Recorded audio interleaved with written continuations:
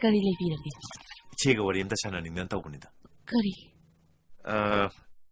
Ichina khoi ma da kai kino kar kamsila ma malene. Adugi oinadi.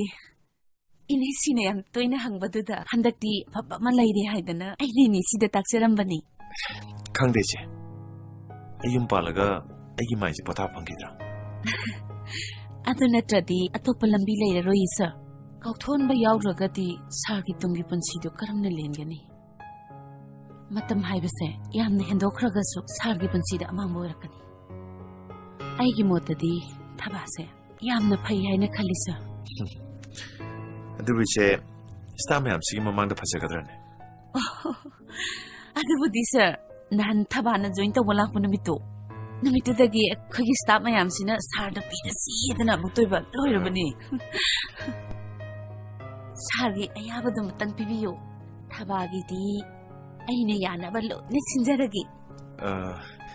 Bagi hoki wari me ando taraga budi aisham no aite. Khangde che. China phanya ga di China phana badum chimbirone.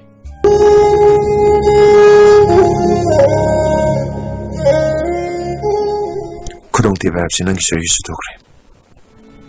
Dugo awabu polum sing si tangda ki arabdi tangai fadana himina vabam di changi. Dugo ay ka kia pamana suyade. Tangi pam da su siyang nagtayo. Maduday na waraw gadab sulite. Sar na takpirido. Ay di khwaidagi laibak phabani.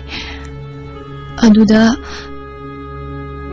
yamna hena khenaman basida hayeng tungda sargi yamna pendaba lakpa yai. Ado hana mukta khanthabigo sir. Taba. Wapam si koi thonaragumsi. Nangai hokro punsi sibu kok thonaraga.